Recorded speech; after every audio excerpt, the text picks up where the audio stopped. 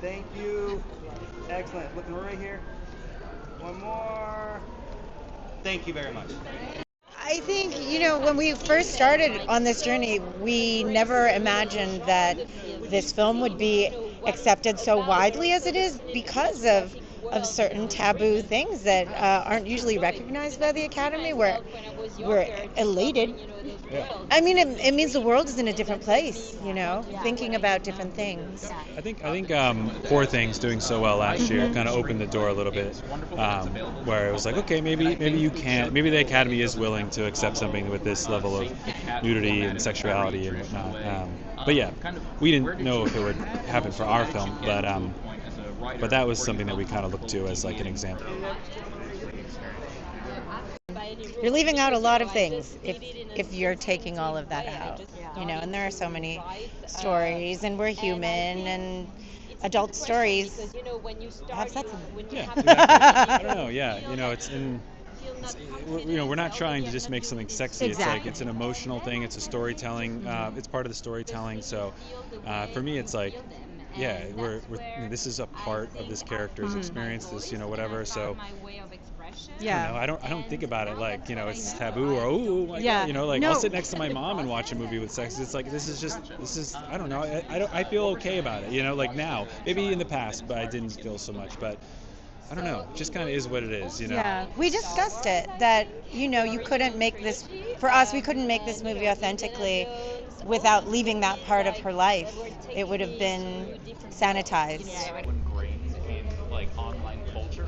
All like the hitting the vape pen. I think these things are really tricky because as filmmakers, of course, we want our movies to run. Like when we were growing up, Home Alone would be in theaters for 6 months or Independence Day, and I love the idea that a movie can be culturally significant. I think that cultural significance certainly starts in theaters, that we just see the way in which that communal experience and that word of mouth and seeing it on a big screen with an audience really generates a connection to the movie that's different. We felt that very strongly on A Complete Unknown. That said, these things are businesses, and I think we have to evolve and be creative, and I think a one-size-fits-all model doesn't really work, and it's easy for us to proclaim what we wish, but sometimes I love when certain movies of mine go on streaming because we're not judged by the box office of one weekend. The quality and the eyeballs get to define it in a slightly different way. So I think we have to protect the theatrical model, we have to try to protect the longest possible window, but we also have to understand that someone is it only makes sense for us if it also makes sense for the theaters and for everyone else and for the consumers. Resonate with audiences who are in their teens.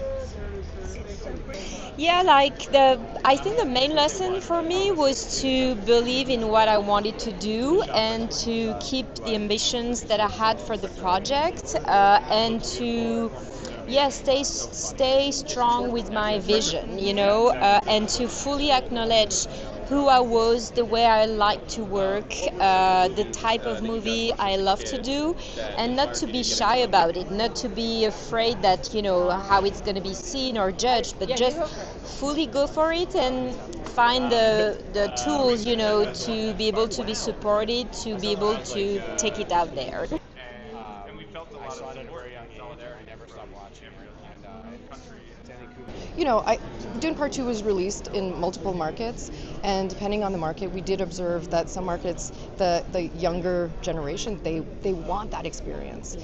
In France, it was the case. In South Korea, and I think that's the biggest takeaway for us, is that there are younger audiences, and they want, to live life outside of their cell phones once in a while. Anyways. Yeah, that's really interesting. So you noticed a difference in certain markets. There was younger audiences than in like the States, for example. Yeah, and to be honest, even in the States, and we're from Canada, we have seen so many kids come up to us and be like, Dune is my favorite movie. So maybe that's what it is. I think maybe it's finding the stories that are relatable to younger audiences and bringing them to maybe their first in-theater experience. That's my answer.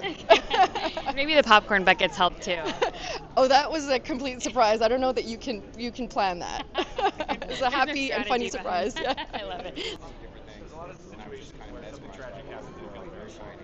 It's very the thing true about. I think we think that, that it's incredibly sad that our Pope is very ill, but I hope he gets better. But really, there are so many other resonances in the film, aren't there, that it's timely for so many other reasons. So probably it's one of many, and that's not really. Nothing in our film was made that for a particular moment. It was made, hopefully, for all time.